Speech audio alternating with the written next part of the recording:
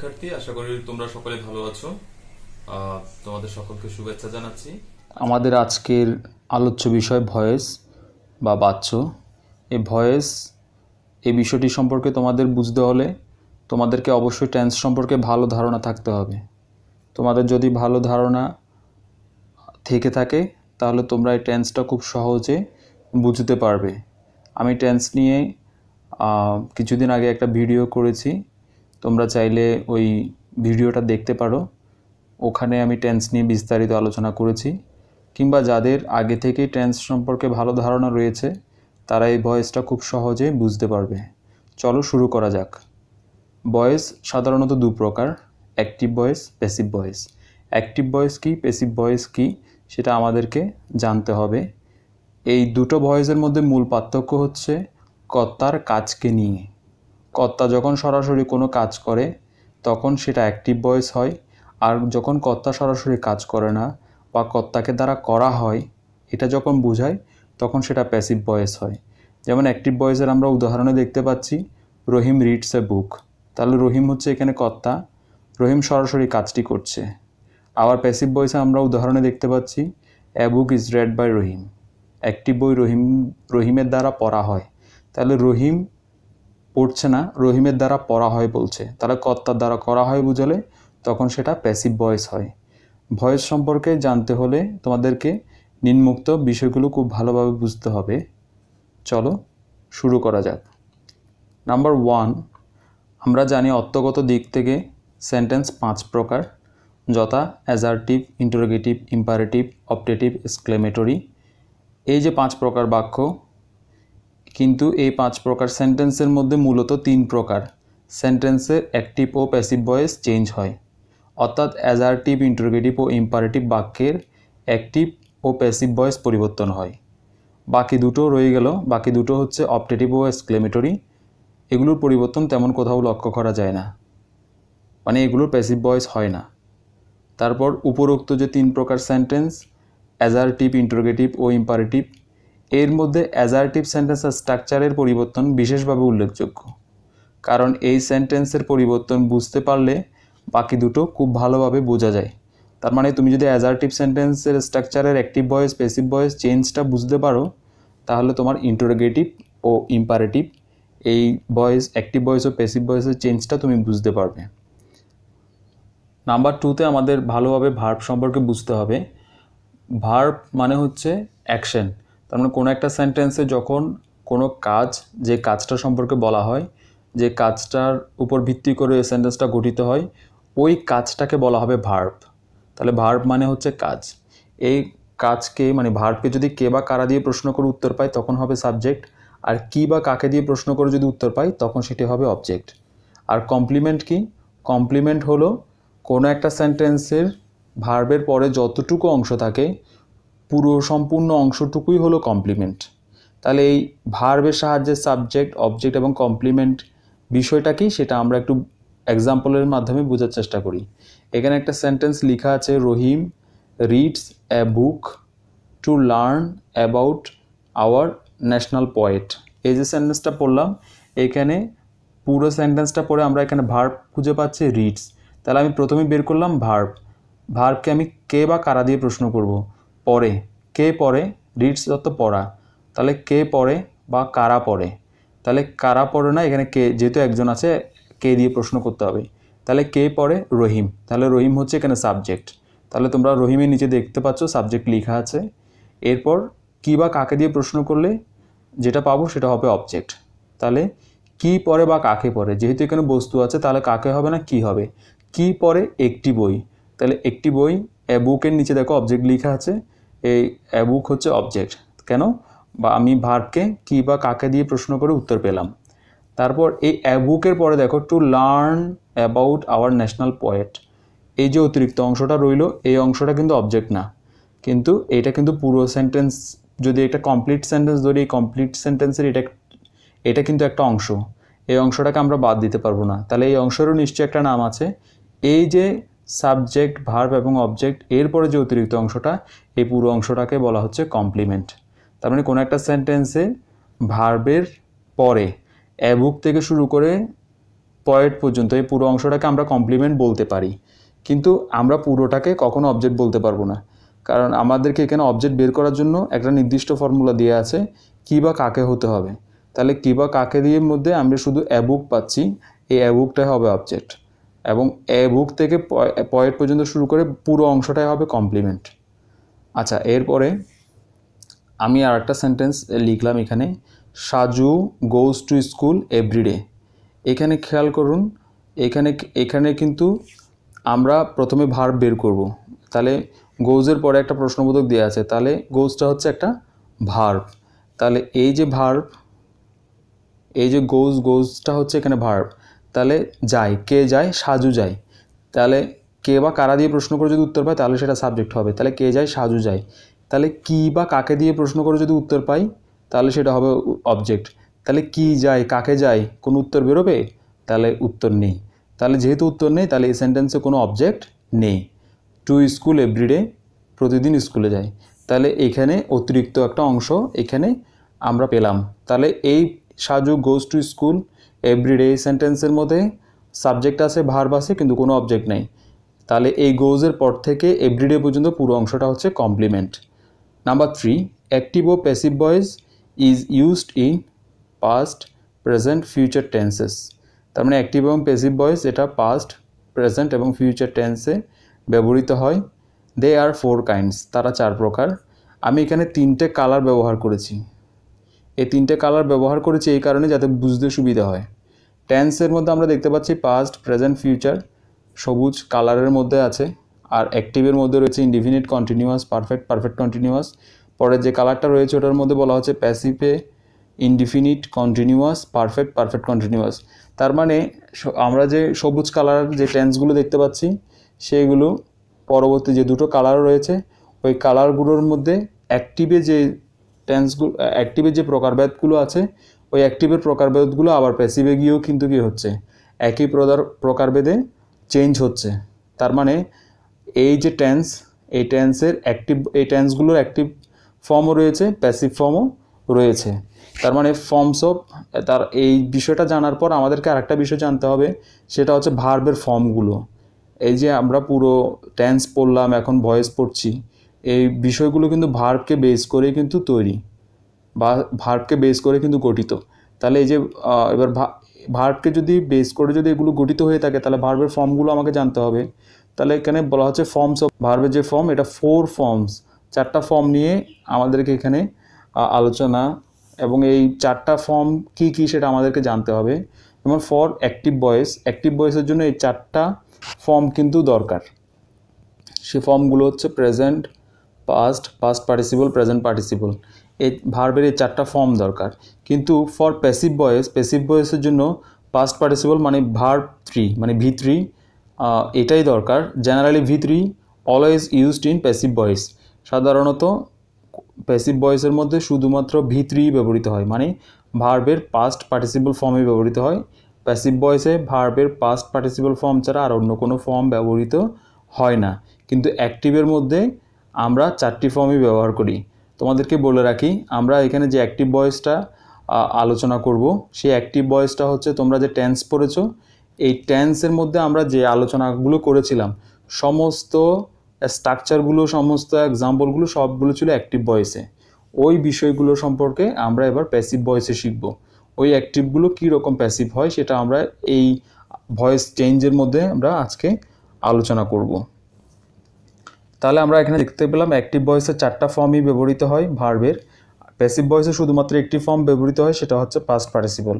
তাহলে এখানে বলা হচ্ছে, স্টার মার্ক দিয়ে দেখো একটা লাইন লেখা আছে রেড কালারে, we must know about the subjective and objective form of person. মানে আমরা যে first person, second person, third person ব্যবহার করি, ওই first person, second person, third পার্সনের আমাদেরকে সাবজেক্টিভ এবং অবজেক্টিভ ফর্ম এই দুটো ফর্ম অবশ্যই আমাদেরকে জানতে হবে। আমাদেরকে এই দুটো ফর্ম যদি আমরা না জানি তাহলে কিন্তু আমরা ভয়েস চেঞ্জ করতে পারবো না। তাহলে এবার পার্সনের যে তোমার সাবজেক্টিভ এবং অবজেক্টিভ ফর্ম, সে সাবজেক্টিভ এবং অবজেক্টিভ ফর্মের চেঞ্জটা নিয়ে এবার আমরা একটু আলোচনা করব। ফার্স্ট পার্সনের সাবজেক্টিভ ফর্ম হচ্ছে আই উই, সেটা অবজেক্টিভ ফর্মে গিয়ে হয়ে যায় আইয়ের জন্য মি, উইয়ের জন্য আস। আর সেকেন্ড পার্সনে সাবজেক্টিভ ফর্ম যেরকম অবজেক্টিভ ফর্মও একই রকম, তার মানে সাবজেক্টিভ ফর্মে ইউ থাকে এবং অবজেক্টিভ ফর্মে গিয়েও সেটা ইউ থাকে। এবং থার্ড পার্সনে আমরা যেটা দেখি হি, শি, ইট, দে, করিম, এগুলোকে বলা হচ্ছে সাবজেক্টিভ ফর্ম। এই সাবজেক্টিভ ফর্মগুলো যখন অবজেক্টিভ ফর্ম হয় তখন তাদের চেঞ্জ হয়। হি এর জন্য হয় অবজেক্টিভ ফর্মে হিম, শি এর জন্য হার, ইট ঠিক থাকে, দেটা দেম হয়ে যায়, করিম থেকে যায়। তাহলে তোমরা দেখতে পাচ্ছ হি, শি, দে এই তিনটি শুধু থার্ড পার্সনের অবজেক্টিভ ফর্মটা চেঞ্জ হয়, ইটটা ঠিকঠাক থাকে। আর যত নাউন আছে করিম, রহিম, স্কুল, কলেজ, হসপিটাল, বুক, পেন্সিল, যতগুলো সাবজেক্টিভ ফর্ম থাকবে নাউন দিয়ে সম্পূর্ণ সমস্ত নাউনগুলোর অবজেক্টিভ ফর্মও কিন্তু সেম নাউন, ওই নাউনটাই থাকে। তার মানে শুধু প্রোনাউনগুলো চেঞ্জ হয়। প্রোনাউন বলতে তিনটে প্রোনাউন চেঞ্জ হয়, হি, শি, দে, এই তিনটে প্রোনাউন চেঞ্জ হচ্ছে। বাকি সমস্ত নাউনগুলো বা ইট প্রোনাউনটা ওটা সবসময় তোমার অপরিবর্তিত থাকে অবজেক্টিভ ফর্মে। নাম্বার 5 আমাদেরকে যেটা জানতে হবে সেটা হচ্ছে সাবজেক্ট এর অবজেক্টিভ ফর্ম এবং অবজেক্টের সাবজেক্টিভ ফর্ম। এটা কেন জানা দরকার? কারণ হচ্ছে তোমরা যখন ভয়েস চেঞ্জ করবে তখন তোমরা দেখবা অ্যাক্টিভ ভয়েসের সাবজেক্ট প্যাসিভ ভয়েসে গিয়ে অবজেক্ট হয়ে যাচ্ছে, আর প্যাসিভ ভয়েসে যেটা অবজেক্ট সেটা অ্যাক্টিভ ভয়েসে সাবজেক্ট হচ্ছে, এবং প্যাসিভ ভয়েসে যেটা অবজেক্ট সেটা সাবজেক্ট হচ্ছে, এবং প্যাসিভ ভয়েসের সাবজেক্টটা অবজেক্ট হচ্ছে। তার মানে সহজ কথা হচ্ছে এটা অ্যাক্টিভ ভয়েসের সাবজেক্ট অবজেক্ট হয়ে যায় প্যাসিভ ভয়েসে গিয়ে, আর অবজেক্ট যেটা থাকে সেটা প্যাসিভ ভয়েসে গিয়ে সাবজেক্ট হয়ে যায়। আচ্ছা, তাহলে আরও পরিষ্কারভাবে ধারণার জন্য আমরা চলো নিচে আলোচনা করি। এখানে বলা হচ্ছে ভয়েস এ পার্সন ব্যবহারের নিয়ম। অ্যাক্টিভ ভয়েস থেকে প্যাসিভ ভয়েসে চেঞ্জ করার সময় অবশ্যই মনে রাখতে হবে অ্যাক্টিভ ভয়েসের সাবজেক্টটি প্যাসিভ ভয়েস করার সময় অবজেক্টিভ ফর্মে হবে এবং অবজেক্টটি সাবজেক্টিভ ফর্মে বসবে। ঠিক একইভাবে মনে রাখতে হবে প্যাসিভ ভয়েসের অবজেক্টটি অ্যাক্টিভ ভয়েস করার সময় সাবজেক্টিভ ফর্ম হবে এবং সাবজেক্টটি অবজেক্টিভ ফর্মে বসবে। এই বিষয়ে অবশ্যই সচেতন থাকতে হবে। তাহলে এবার আমরা প্র্যাকটিসে চলে যাই। প্র্যাকটিসের মাধ্যমে আমরা খুব সহজে বুঝতে পারবো। Let's practice. দেখো আমি এখানে ইনডিফিনিটকে প্রথমে আলাদা করে নিয়েছি, যেভাবে করে আমি টেন্সে আলোচনা করেছিলাম তোমাদের বোঝার সুবিধার্থে। এখানে দেখো আমি যখন আলোচনা করছি তখন ভয়েসের জন্য আমরা হলুদ কালার, আমি অ্যাক্টিভ ভয়েস প্যাসিভ ভয়েসের জন্য হলুদ কালার ব্যবহার করেছি, আর প্রকারভেদগুলোর জন্য মানে স্ট্রাকচারের জন্য গঠনের জন্য আমি নীল কালারটা ব্যবহার করেছি এবং সবুজ কালারটা ব্যবহার করেছি। ওই নীল কালারের যে স্ট্রাকচার নিয়ে আমি আলোচনা করেছি সেটা এক্সাম্পলটা এখানে দেওয়ার জন্য। তাহলে হলুদ কালারটা কোন ভয়েস সেটা মিন করছে, নীল কালারটা মিন করছে কী রকমের স্ট্রাকচার হয়, আর সবুজ কালারটা মিন করছে কী ধরনের এক্সাম্পল হয়। তাহলে দেখো আমরা প্রথমে ইনডিফিনিট টেন্স করব। এখানে ইনডিফিনিটের এখানে দেখো অ্যাক্টিভ ভয়েসে প্রেজেন্ট লেখা আছে। অ্যাক্টিভ ভয়েসে প্রেজেন্ট মানে হচ্ছে প্রেজেন্ট ইনডিফিনিট। তাহলে উপর ইনডিফিনিট আছে মানে ওই প্রকারটা নিয়ে আমরা আলোচনা করব। তাহলে প্রেজেন্ট ইনডিফিনিটের অ্যাক্টিভ ভয়েসের স্ট্রাকচারটা হচ্ছে সাবজেক্ট প্লাস ভার্বের V1 plus object plus complement. তাহলে আমরা এখানে এক্সাম্পলে দেখি বাবু প্লেইস ফুটবল। তাহলে সাবজেক্ট বাবু, ভার্ব হচ্ছে প্লেইস, আর অবজেক্ট হচ্ছে ফুটবল। যেহেতু এখানে কোনো অবশিষ্ট অংশ নাই তাই আমরা কমপ্লিমেন্টের প্রয়োজন নেই। তারপর ওই প্রেজেন্ট ইনডিফিনিটের যেটা প্যাসিভ ফর্মটা এবার খেয়াল করো। এখানে অবজেক্টটা কোথায় ছিল? ভার্বের পরে ছিল। এবার প্রেজেন্টে এসে অবজেক্টটা সামনে চলে গেল। এবার অবজেক্টের পরপর অ্যামিজার আসলো, অ্যামিজারের পরে ভার্বের ভিত্রি হলো। ওই যে আমরা বলেছিলাম সবসময় প্যাসিভ ভয়েসে ভার্ব হবে ভিত্রির পরে তারপর বাই বসছে, বাইয়ের পরে প্লাস দিয়ে সাবজেক্ট। এখানে সাবজেক্ট মানে সামনে যেটা সাবজেক্ট ছিল ওই সাবজেক্টটা এখানে চলে এসছে, এই জন্য আমি বোঝার সুবিধার্থে তোমাকে এখানে আমি সাবজেক্ট ব্যবহার করলাম। এই অবজেক্ট এবং সাবজেক্টের মূল অর্থটাই হচ্ছে অবজেক্ট মানে ওখানে অ্যাক্টিভ ভয়েসের যেটা অবজেক্ট ছিল ওই অবজেক্টের সাবজেক্টিভ ফর্ম হবে এখানে এসে, আর এখানে যেটা সাবজেক্ট লিখলাম বাইয়ের পরে এই সাবজেক্টটা মানে হচ্ছে তোমার অ্যাক্টিভ ভয়েসের যেটা সাবজেক্ট ছিল ওই সাবজেক্টের অবজেক্টিভ ফর্ম হবে এখানে। তাহলে প্লাস কমপ্লিমেন্ট যদি কমপ্লিমেন্ট থাকে। আচ্ছা, তাহলে এক্সাম্পলটা দেখো। আমরা প্রথমে এতে যেটা দেখেছিলাম বাবু প্লেইস ফুটবল। তাহলে বাবু প্লেইস ফুটবল এখানে ভার্ব হচ্ছে প্লে। বাবু ফুটবল খেলে, কে খেলে? বাবু খেলে। কি খেলে? কে খেলে? বাবু খেলে। কি খেলে? ফুটবল। তাহলে এবার আমরা যখন অ্যাক্টিভটা স্ট্রাকচার অনুযায়ী মিললো, এবার প্যাসিভের স্ট্রাকচার অনুযায়ী আমরা করি, তাহলে অবজেক্ট বের করলাম ফুটবল। তাহলে দেখো নিয়ম অনুযায়ী অবজেক্টটা কোথায়? ফুটবলটা সামনে চলে এসছে। অ্যামিজার এর মধ্যে অপশন অনুযায়ী ইজটা আসছে। ইজের পরে দেখো, কারণ ফুটবলের জন্য ইজ আসবে, এমও আসবে না, আরও আসবে না, ফুটবলের জন্য ইজ আসবে। তারপর ভিত্রি, তাহলে প্লে যেটা ছিল প্লেসটা, এটার ভিত্রি ফর্ম হয় কি? প্লেট। তারপর নিয়ম অনুযায়ী বাই বসেছে। তারপর ওই যে সামনে যেটা সাবজেক্টিভ ফর্ম ছিল বাবু, এবার বাবু আমরা জানি বাবুর সাবজেক্টিভ ফর্ম যেরকম অবজেক্টিভ ফর্মও একই রকম হবে, কারণ করিম ছিল। তাই এইখানে এই বাবুটা পরবর্তীতে বসে গেছে। তার মানে বাবু প্লেস ফুটবল, এটা অ্যাক্টিভ ফর্ম, এর প্যাসিভ ফর্ম হচ্ছে football is played by Babu. ঠিক same, they arrange a meeting, এটার প্যাসিভ ফর্ম হবে a meeting is arranged by them. এই ইনডিফিনিট, এই প্রেজেন্ট ইনডিফিনিট যদি তোমরা বুঝতে পারো, তোমরা পাস্ট ইনডিফিনিটও বুঝতে পারবে, ফিউচার ইনডিফিনিটও বুঝতে পারবে। কেন? কারণ তোমরা আগে যে টেন্সটা আমি আলোচনা করেছিলাম সেখানে আমি দেখিয়েছি যে ইনডিফিনিটে শুধু ভার্বগুলো চেঞ্জ হয়, বাকি সবগুলো ঠিকঠাক থাকে। তাহলে এবার আসো আমরা পাস্ট ইনডিফিনিটটা আলোচনা করি। পাস্ট ইনডিফিনিটে দেখো V2 আছে, ভার্বটা V2 আছে, ওইখানে প্যাসিভ ফর্মে অ্যামিজারের জায়গায় শুধু ওয়াজ হয়েছে, বাকি ফর্মগুলো ঠিকঠাক আছে। আর ফিউচারে গিয়ে দেখো শ্যাল এবং উইলের পরে ভার্বে V1 বসেছে, তার অবজেক্ট এবং কমপ্লিমেন্ট ঠিকঠাক আছে।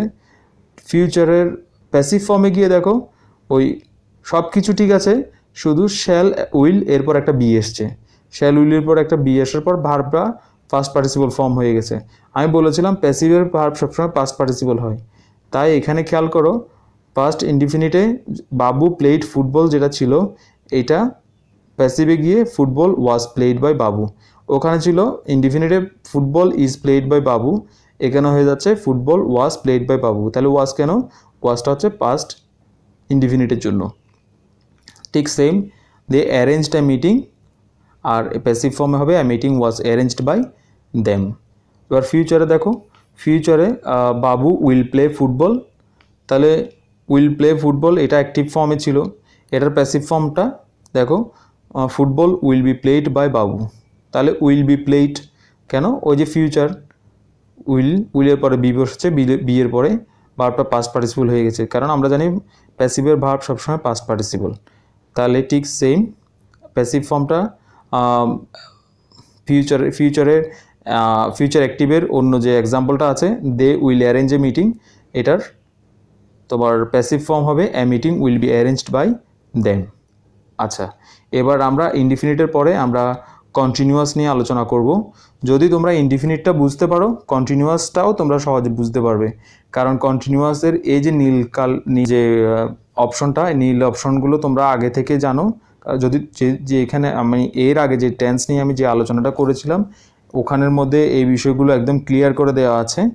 আচ্ছা দেখো, কন্টিনিউয়াসের মধ্যে অ্যামিজার অ্যাক্টিভে ঠিকই থাকবে, প্যাসিভ ভয়েসে এসেও শুধু তাদের পর একটা বিং হবে। ঠিক সেম হচ্ছে তোমার পাস্ট কন্টিনিউয়াসও। প্রেজেন্ট কন্টিনিউয়াস, পাস্ট কন্টিনিউয়াস এবং ফিউচার কন্টিনিউয়াসের পার্থক্যগুলো হচ্ছে শুধু অক্সিলারিতে। দেখো সবগুলো স্ট্রাকচার ঠিক আছে, এইখানে যেটা অ্যামিজার ছিল পাস্টে এসে সেটা ওয়াজ ওয়ার হয়ে যাচ্ছে, আর ফিউচারে গিয়ে সেটা শ্যাল বি বা উইল বি হয়ে যাচ্ছে। তাহলে এখানে শ্যাল বি বা উইল বি, যদি তোমরা এই স্ট্রাকচারগুলো ভালোভাবে বুঝতে পারো তাহলে তোমরা প্যাসিভগুলো ভালোভাবে বুঝতে পারবে। অ্যাক্টিভটা যদি বুঝতে পারো ভালোভাবে, প্যাসিভগুলো বুঝতে পারবে। দেখো অ্যাক্টিভ প্রেজেন্ট কন্টিনিউয়াসের আমরা অ্যাক্টিভ যে ফর্মটা দেখলাম, প্যাসিভ ফর্মে আমরা গিয়ে দেখছি সাবজেক্টটা অবজেক্ট হলো, অবজেক্টটা সাবজেক্ট হলো, আর অ্যামিজার ঠিকই আছে, শুধু তাদের শেষে একটা বিং বসেছে। ঠিক সেম তুমি ফিউচার পাস্ট টেন্সও খেয়াল করো, ওয়াজ ওয়ার পরে একটা বিং বসেছে, আর তোমার ফিউচারে তাও খেয়াল করো, ফিউচারের তোমার প্যাসিভের ক্ষেত্রে শ্যাল বি উইল বি পরে একটা বিং বসেছে। তার মানে কন্টিনিউয়াসগুলোতে প্যাসিভ ফর্মে সব ঠিকঠাক রইলো, শুধু অতিরিক্ত হিসেবে আসলো একটা বিং, আর সাবজেক্টটা অবজেক্ট হলো, অবজেক্টটা সাবজেক্ট হলো, একটা বাই আসলো, বাইয়ের পরে ওই সাবজেক্টিভ ফর্মগুলো হলো। তাই আমরা এইখানে বাবু ইজ প্লেয়িং ফুটবল, যেটা প্রেজেন্ট কন্টিনিউয়াস আছে সেটার প্যাসিভ ফর্মটা হবে football is being played by Babu. আর আরেকটা যেটা এক্সাম্পল ছিল they are arranging a meeting, এই অ্যারেঞ্জিং এ মিটিং এটার প্যাসিভ ফর্ম হবে a meeting is being arranged by them. তাহলে পাস্ট টেন্সে হবে বাবু ওয়াজ প্লেয়িং ফুটবল, এটার প্যাসিভ ফর্ম হবে football was being played by Babu. আর পরেরটা হবে দে আর অ্যারেঞ্জিং এ মিটিং, আর এটা প্যাসিভ ফর্ম হবে a meeting was being arranged by them. দেখো দেটা সাবজেক্টিভ ফর্ম ছিল, এদিকে যখন বাইয়ের পরে এসছে তাহলে সাবজেক্টটা এখানে অবজেক্টের জায়গায় এসছে, তার মানে অবজেক্টিভ ফর্ম নেবে সাবজেক্টটা। যদি আমি বোঝার জন্য এখানে অবজেক্টটা ওইভাবে করে লিখেছি, তোমরা বুঝতেই পারছো, তাই এখানে দেটা দ্যাম হয়ে গেছে বাইয়ের পরে। ফিউচারে খেয়াল করো বাবু উইল বি প্লেয়িং ফুটবল, এটা হচ্ছে তোমার ফিউচার অ্যাক্টিভে আছে, ফিউচার কন্টিনিউয়াসের অ্যাক্টিভ ফর্মে আছে। এটার প্যাসিভ ফর্ম করলে হবে football will be being played by Babu. আচ্ছা, এরপর পরবর্তী এক্সাম্পলটা কি দেখতে পাচ্ছি, they will be arranging a meeting, এটার প্যাসিভ ফর্ম হবে a meeting will be being arranged by them. আচ্ছা, এর মাধ্যমে আমরা কন্টিনিউয়াসটা বুঝতে পারলাম। তাহলে কন্টিনিউয়াসের এই যে নীল অপশনটা, এটা আমরা টেন্সে আলোচনা করেছিলাম। এটার সাথে যে প্যাসিভ যে চেঞ্জগুলো দেখো খুব বেশি একটা কিন্তু আমাদের কষ্ট করতে হচ্ছে না। আমরা যদি শুধু প্রেজেন্টের কন্টিনিউয়াসটা বুঝতে পারি, ঠিক একইভাবে করে আমরা পাস্ট এবং ফিউচারকে আমরা খুব সহজে বুঝতে পারছি। তাহলে আমাদেরকে শুধু প্রথম যে অপশনটা, সেই অপশনটাকে আমাদেরকে একটু ভালোভাবে বুঝতে হচ্ছে। তাহলে এবার কন্টিনিউয়াসের পরে আমরা পারফেক্টটা একটু দেখি। পারফেক্টও দেখো, পারফেক্টে এখানেও কিন্তু সেম, এখানে যে নীল অপশনটা, এই নীল অপশনটার মধ্যে তোমরা যেটা আগে টেন্সে পড়েছো সেটার প্যাসিভগুলোই এখানে করতে হচ্ছে। এখানে দেখো প্রেজেন্ট পারফেক্টের মধ্যে সাবজেক্ট প্লাস হ্যাজ ভার্বের V3 plus object plus complement. আচ্ছা, এই যে অ্যাক্টিভ ভয়েস, এই অ্যাক্টিভ ভয়েসের প্যাসিভ ফর্ম হচ্ছে অবজেক্টটা সাবজেক্ট হবে, সাবজেক্টটা অবজেক্ট হবে, তাহলে অবজেক্টটা সামনে গেল, তারপরে হ্যাজ থাকলো।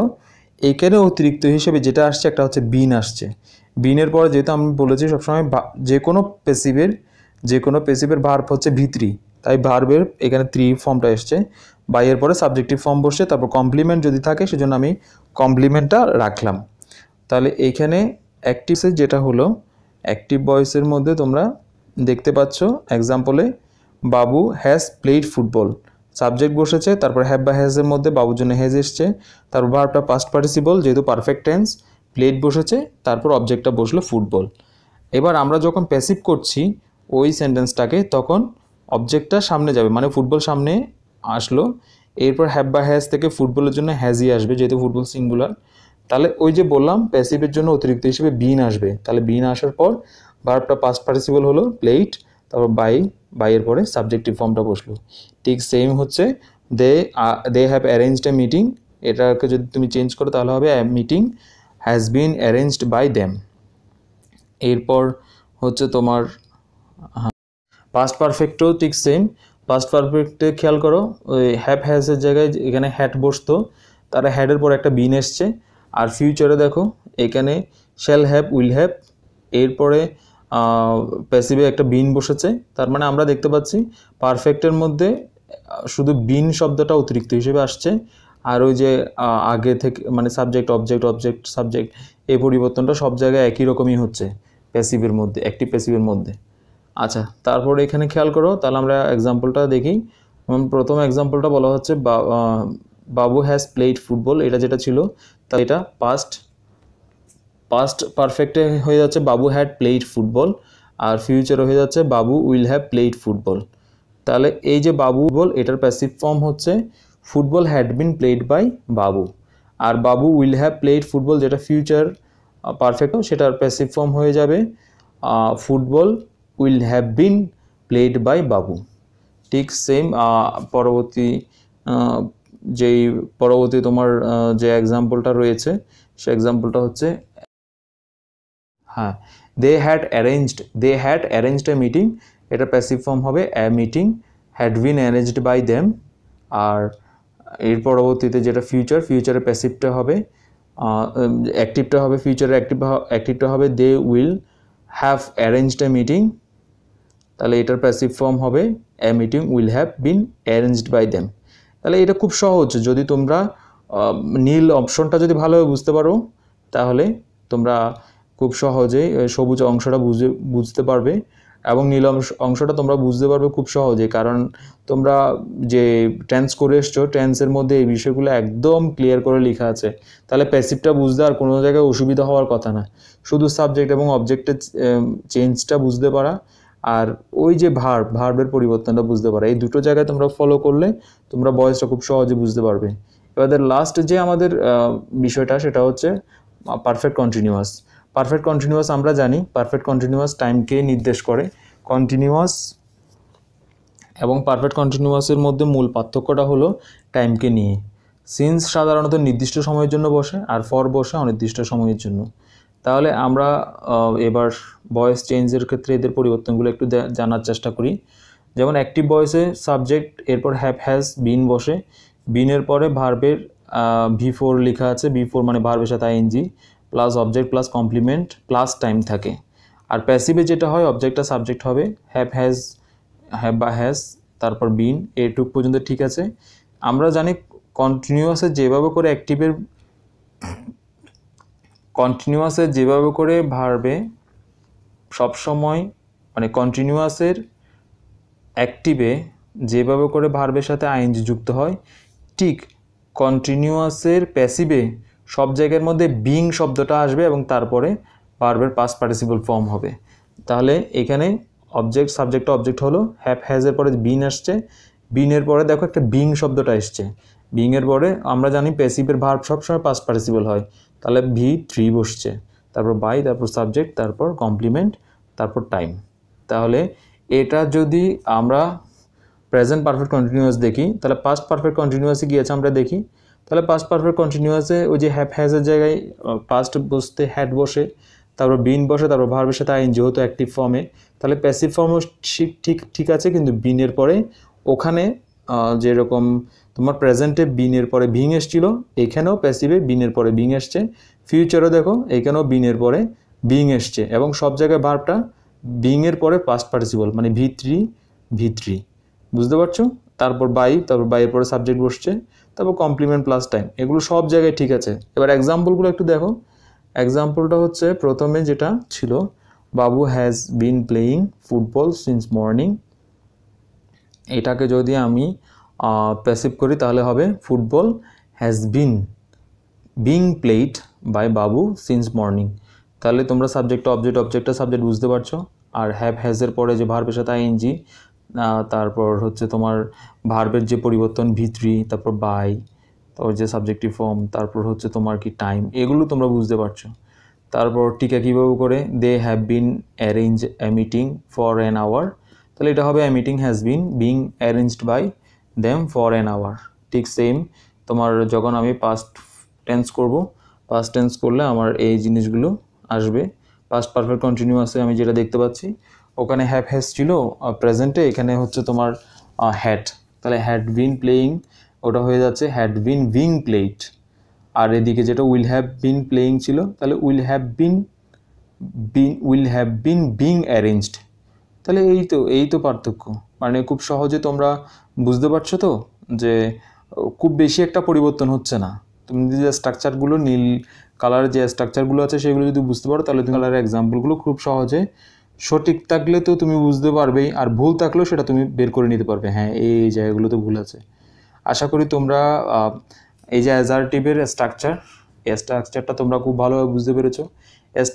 এই স্ট্রাকচারটা যদি তোমরা খুব ভালোভাবে বুঝতে পারো তাহলে আমি তোমাদেরকে এটুকু এনশিওর করতে পারি যে তোমরা পরবর্তী যে দুটো আছে ইন্টারোগেটিভ এবং ইম্পারেটিভ, এই দুটো খুব সহজে বুঝতে পারবে। আর একটা ভিডিওতে সবগুলো আলোচনা করতে গেলে এটা বিশাল সময়ের প্রয়োজন, ইতিমধ্যে কিন্তু অনেক লম্বা একটা ভিডিও আমি এখানে করে ফেলেছি, তাই এটা আমি পরবর্তীতে ইন্টারোগেটিভ এবং ইম্পারেটিভ নিয়ে পরবর্তীতে আলোচনা করব। এই যে এতক্ষণ ধরে যে আলোচনা করলাম, এই আলোচনার মাধ্যমে তোমরা যা শিখলে তার সাথে মিলিয়ে নেওয়ার জন্য আমি অ্যান এক্সাম্পল ফর ইউ, তোমাদের জন্য একটা এক্সাম্পল দিয়েছি।